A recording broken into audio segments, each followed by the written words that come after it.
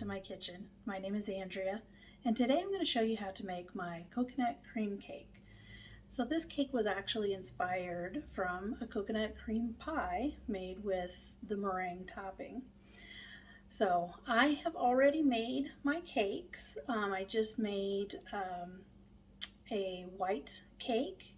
You can use whatever white cake recipe that you prefer. You could probably even use a cake mix if you wanted to for this. So I made mine in three 8-inch rounds.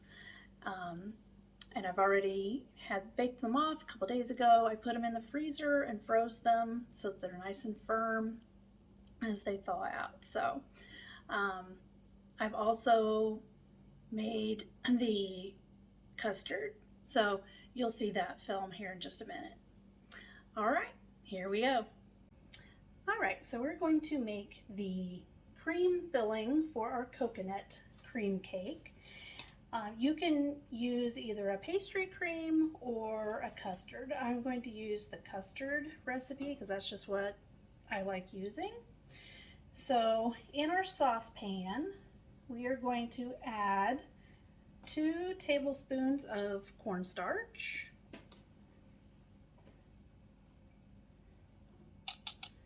and then 2 tablespoons of sugar. We're just using regular granulated sugar. And then 1/8 of a teaspoon of salt. And then 1 cup of whole milk.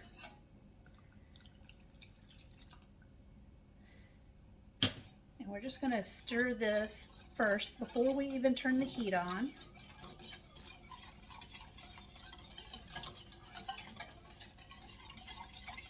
Get it mixed up really well so your cornstarch isn't stuck to the bottom.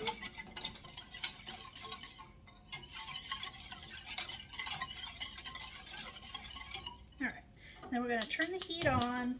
I'm going to turn it on to medium at first because the milk's really cold, so it's going to take just a couple of minutes for it to get warm.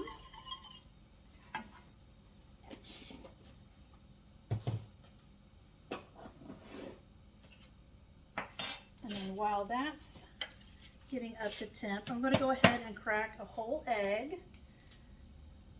And I'm just going to use the measuring cup that I had the milk in. And I'm just going to give it, just going to break it up a little bit. There we go.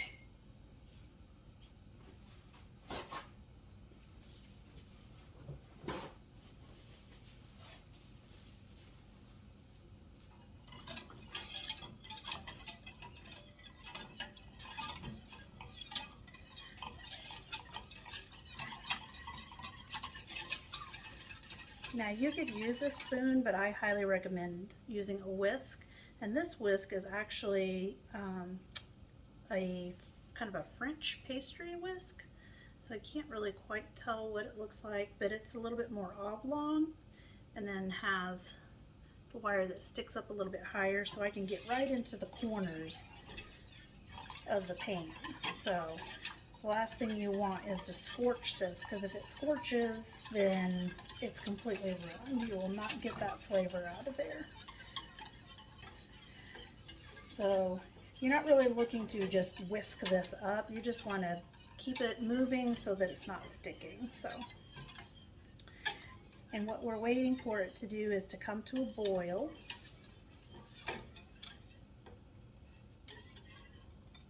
And I'm going to turn this down just a little bit.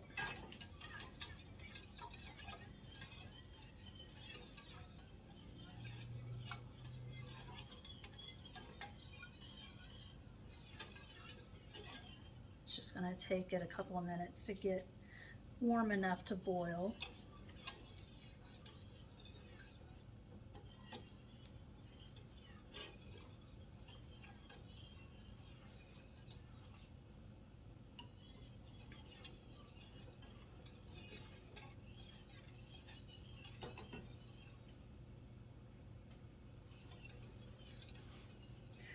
I've turned it down to just about a medium, between medium and low. Okay, it's already getting thick. There we go, it's starting to boil, so we're going to let this boil for 1 minute. I'm going to turn it down even lower.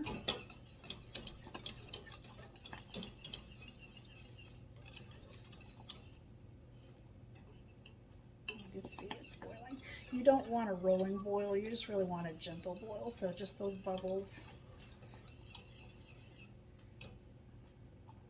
As you can see, it's just kind of bubbling up there.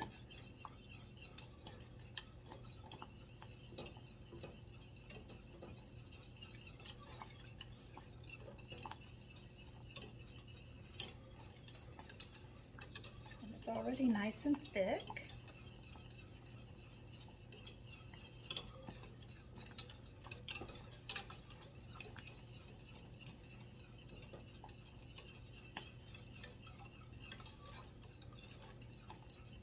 Okay, so I'm going to turn the heat off, and then in this measuring cup that I beat our egg, and I'm going to add just a little bit of this. So what we're doing is just tempering the egg. We don't want to just dump the egg in there immediately because it will just scramble the egg.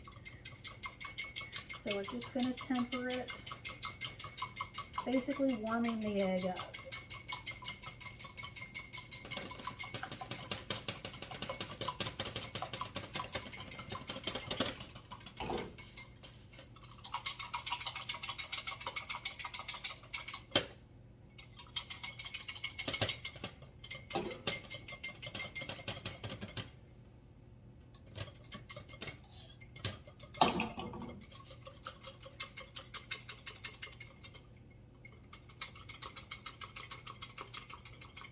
Okay.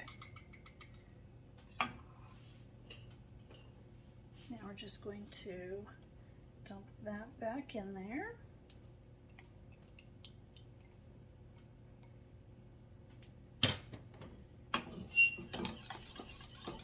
Whisk it in.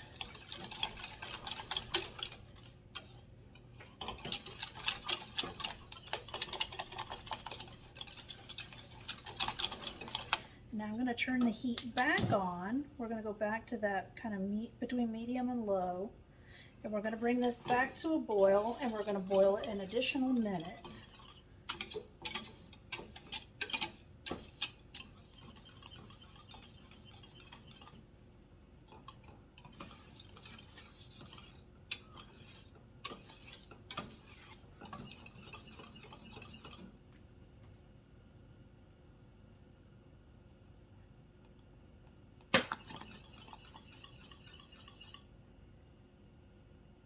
Off.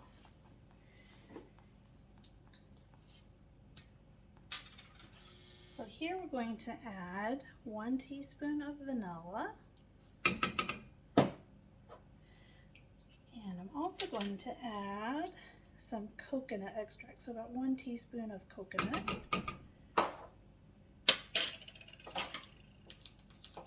And then I'm going to add about 3 teaspoons, well, not quite 3 teaspoons, 2 teaspoons of butter. And we're just going to whisk that in.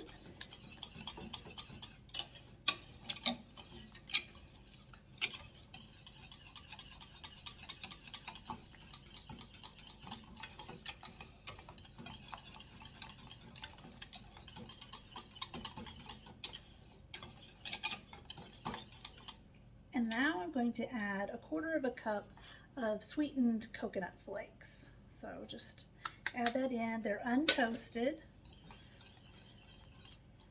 So just mix that in.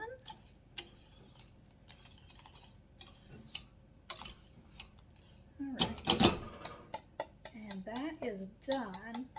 So this is going to have to chill for several hours, or even overnight would even be better. So I'm just going to take it and put it in this container.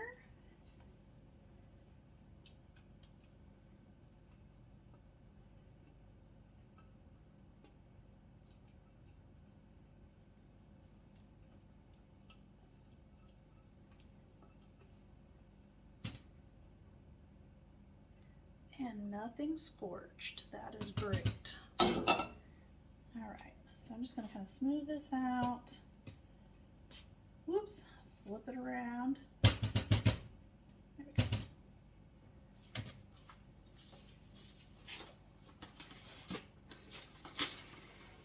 Now you could put it in the fridge like that, but you're going to wind up getting a skin over the top. So just take some plastic wrap, just kind of put it down in there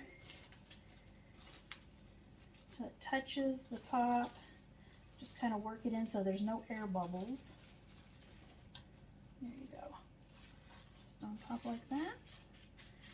And then I'm going to let this cool on the counter for probably half an hour, and then I'll put it in the fridge.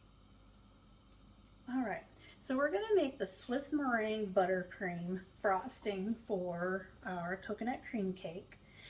And honestly, I have only recently started making this frosting because I was very intimidated by it. It just seemed very difficult.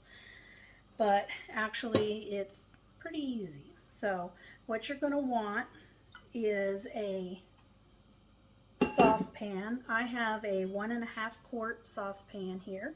I've put about 1.5 cups of water in there. You don't want to fill it up with water at all. So, and then I've got my bowl from my stand mixer that I'm just going to sit there. And the bowl doesn't sit, it doesn't touch the bottom of the pan. You don't want that. So you're really just wanting to kind of create some steam in there to help kind of basically cook the eggs without curdling the eggs. So I've got the heat on medium, just trying to get it warm. I don't really need it to boil, so we just really want it to steam a bit. All right, so then I've got, and I'm going to add to this 2 cups of sugar.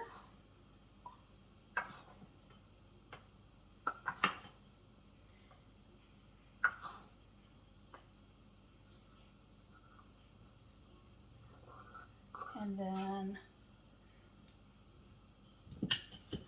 I've got 7 egg whites. Now, I find, that's a lot of eggs. So unless you have a use for that many egg yolks, you can just use the egg whites that you get in the store. That's what I do. And then just measure it out. It's so much less waste. So I'm going to just start whisking this.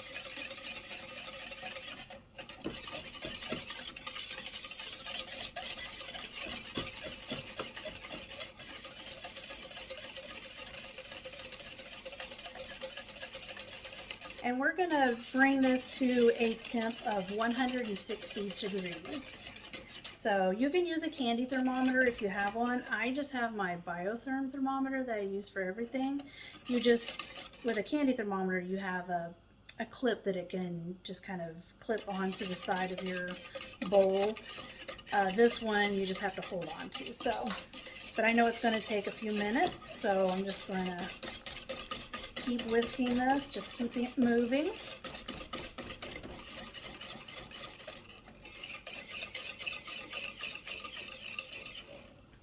And this won't take that long, really, so.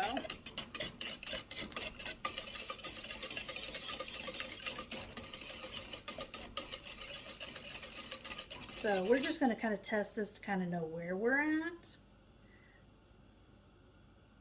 So we're just right at 80 degrees, so we know we've got a ways to go.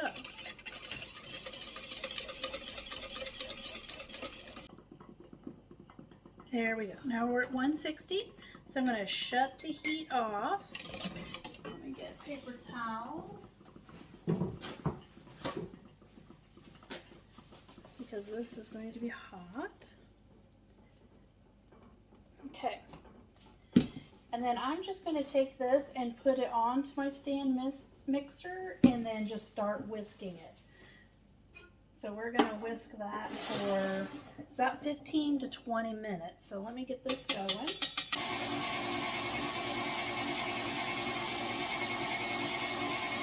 All right, so it's been probably about 5 minutes, and it's definitely getting thicker. You can kind of tell how it's getting thicker.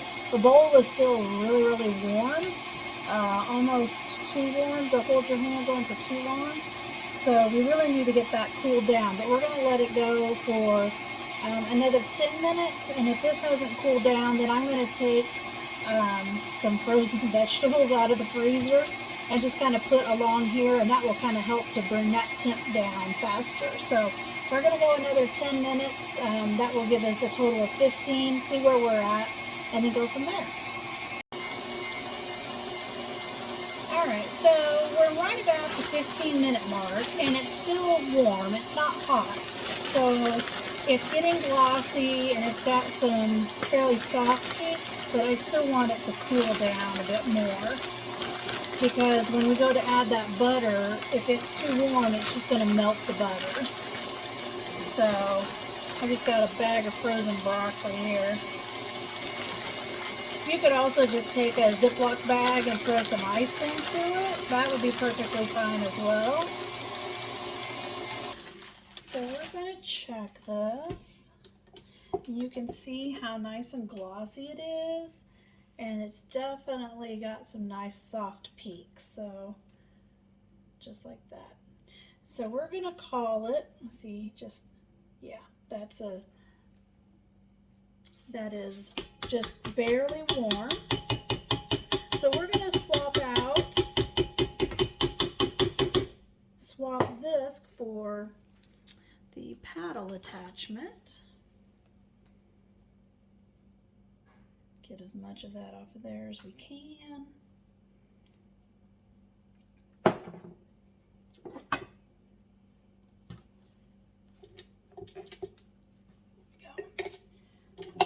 Paddle attachment, and now we're going to start adding our butter. So we've got 4 sticks of room temperature butter, and we're just going to add that in a little bit at a time, like maybe the equivalent of a couple of tablespoons at a time.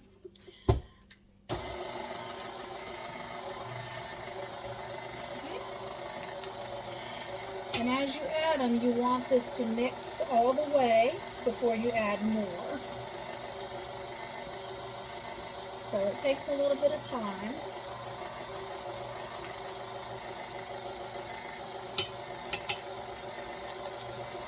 So I'm probably adding about 2 tablespoons or so at a time.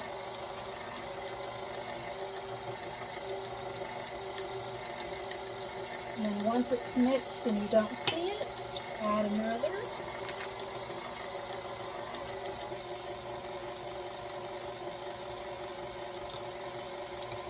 You will notice as you are adding the butter that the texture starts to change, and that's fine. It's going to do that before it gets where it needs to be. So it'll start to look a little deflated, a little more runny, but that's what it's going to do. So don't worry about it.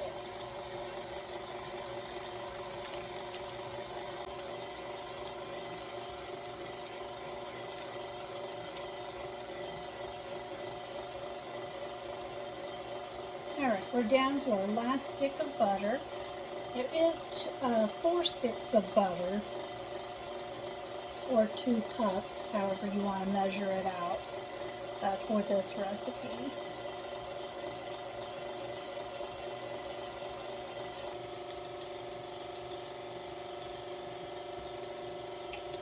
Alright, that is the last bit of our butter.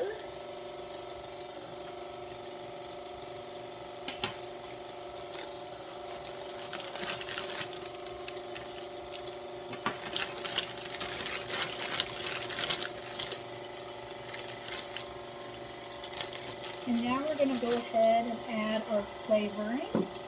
So I'm going to add a teaspoon of vanilla.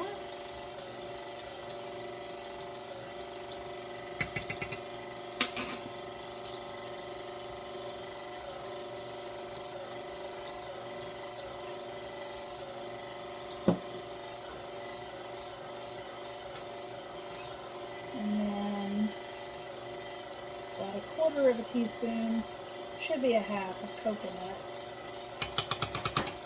That's all the coconut I've got. So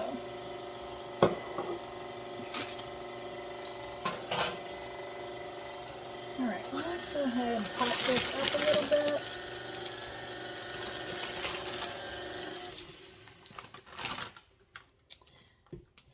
So it's just still too warm. So I'm just going to get another bag of veggies and put up against this and keep mixing it. So it's starting to look, yes. So you can see how just a few minutes of that has changed the texture. I'm going to go for just a couple minutes more.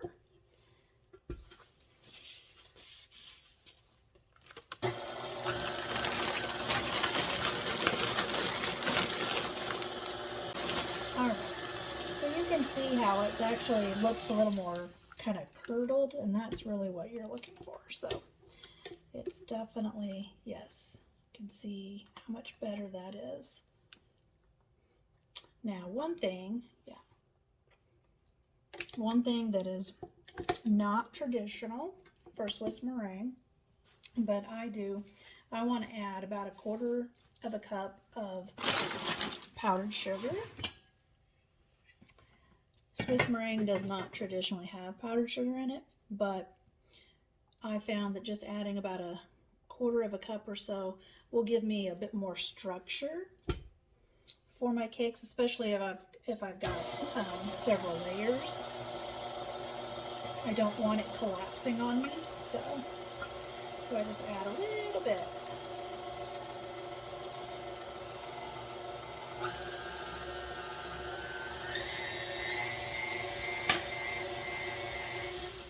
And we're just going to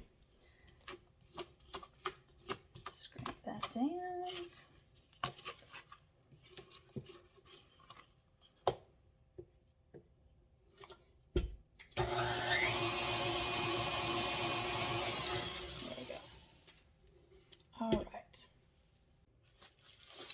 Alright, so I pulled my cakes out of the freezer probably an hour ago, just so they can start to thaw. And I had wrapped them individually in plastic wrap.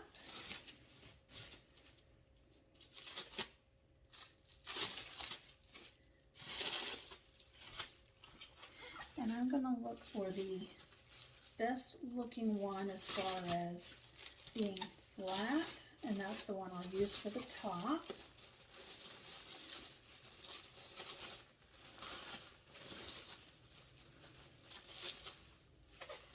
And I double wrap these, so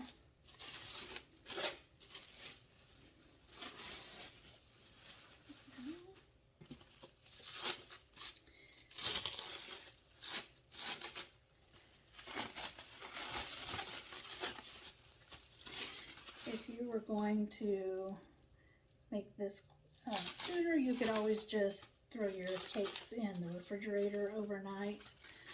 I just like to do that with all my cakes because it firms them up and it's so much easier to frost.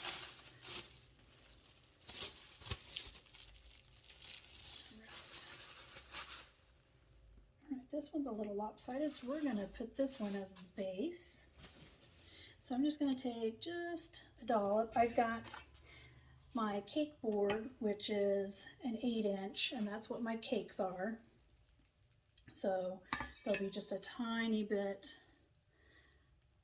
of hangover. So I'm just going to put a little bit there in the center, really just to kind of hold the cake in place so it doesn't slide on the board. And then try to make sure it's nice and even all the way around. Okay. Now I'm just going to take some of this and just spread on. We're not looking for a real thick coat at this point. We're really just kind of looking for some glue.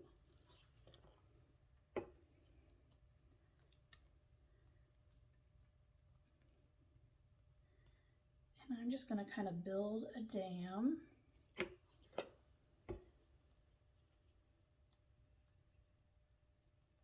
kind of push it out towards the edges, like so. You could use a piping bag if you wanted to, but I figure why dirty one up for this?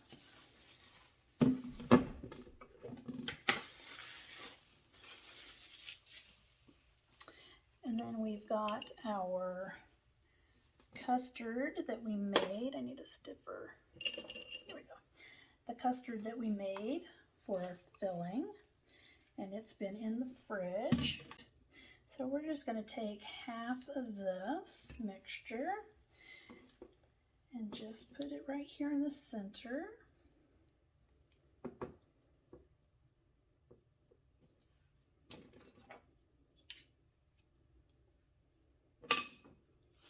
And then just kind of spread it out. Even though it's really thick, you still want that dam just to keep it from getting too close to the edges. That way when you frost the sides, you're not picking up some of that filling that maybe has squished out. All right. And now for our second tier. Just try to get that as even as you can, and I'm just going to give it a good firm squish.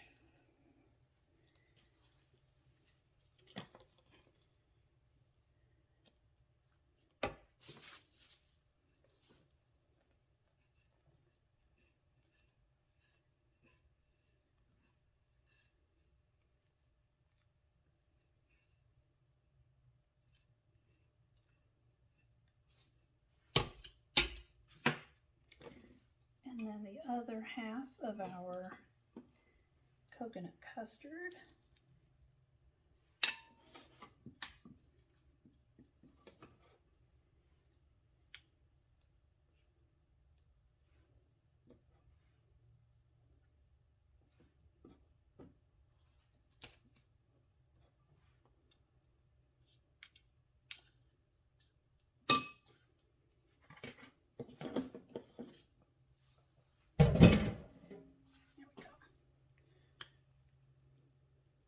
Now you could do this with just 2 layers. If you wanted to do 2 10-inch rounds, that would be perfectly fine.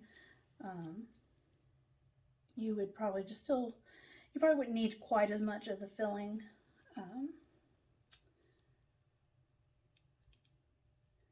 But it'll still take quite a bit. Okay, and now for our top layer. Now for this one, I'm going to flip it over so that the bottom is the top. And again, just give it a good firm press there to make sure it's caught there. Okay.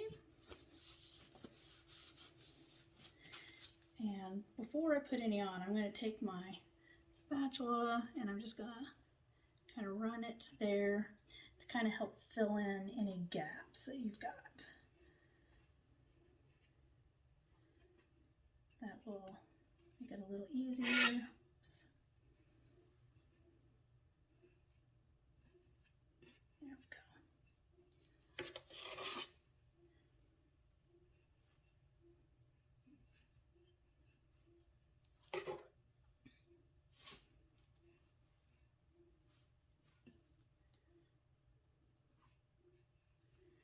The turntables make it really nice so you don't have to constantly turn your cake by hand. There we go.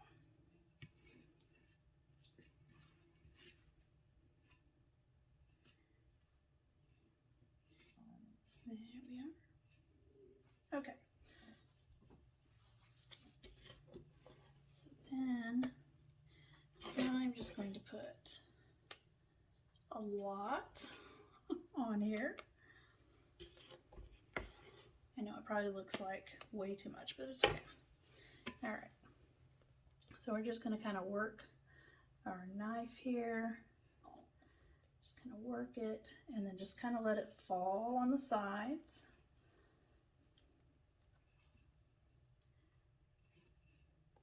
And this cake, we're not really looking for like this beautiful design. because we're going to cover all this in coconut. So we're just wanting to get a good coverage.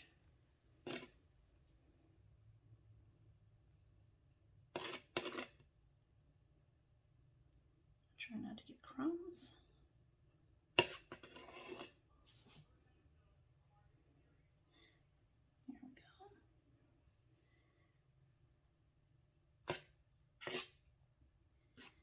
And if it's really warm in your house and your frosting hasn't set up enough, you can always, at this point, pop it in your refrigerator for about 15-20 minutes, and that will help to firm it up, and then you can put another coat on. So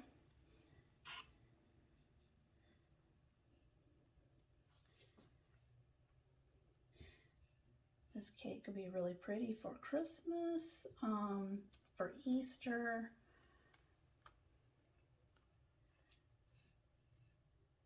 or just somebody's birthday, or maybe a picnic for the 4th of July, although you might want to keep it inside and not outside so it doesn't melt on you. Let's go with a little more.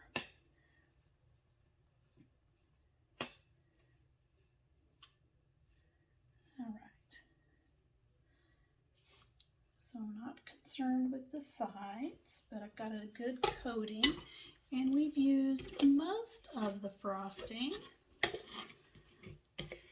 There's about maybe a cup and a half of frosting left. So you could just put that in a container and throw it in the fridge, or you could put it in the freezer. Just, if you freeze it, just let it come up to room temperature before you try to mix it or anything, and then just throw it in your mixer and give it a good blend for a couple of minutes, and that'll get it back to fluffy. So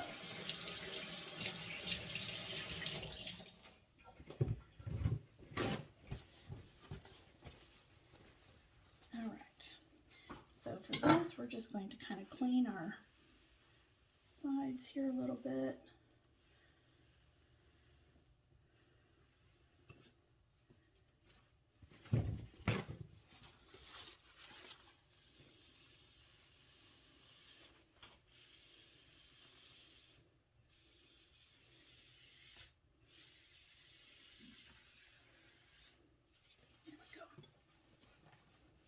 Okay, and now for the coconut. So we're just going to use the raw, untoasted coconut for this. And you could totally change it up and use toasted coconut if you wanted to. It'll change the look of your cake, but it will still be very pretty. But for what I'm doing, I want it to be all white. So, okay.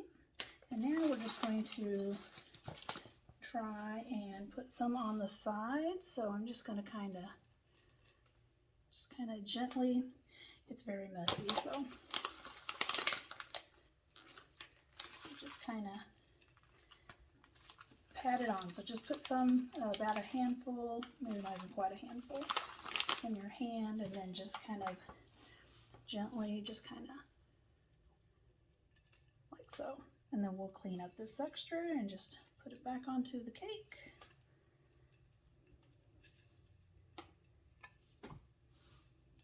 Like that.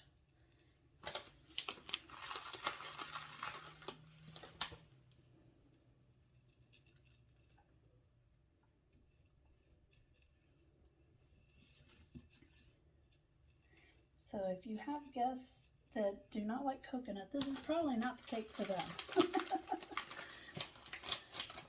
So you might have to make 2 cakes and make something that they would like too.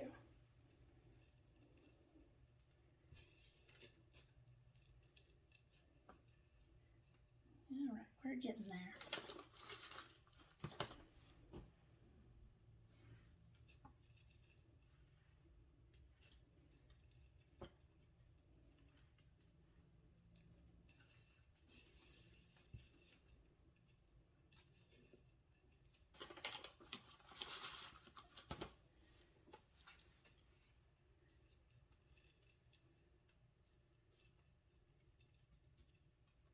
All right.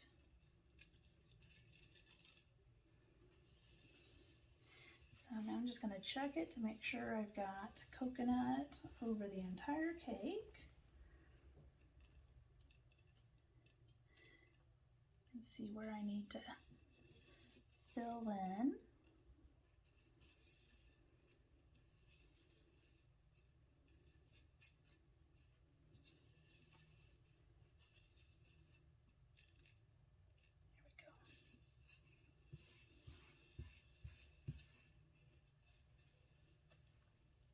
Alrighty. We've got lots of coconut on the counter.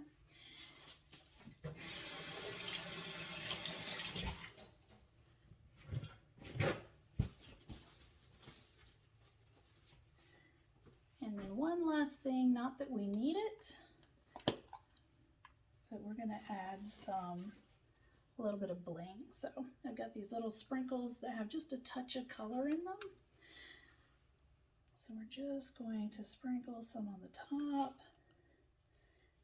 Just adds a little bit of color, a little party festiveness, and a little sparkle.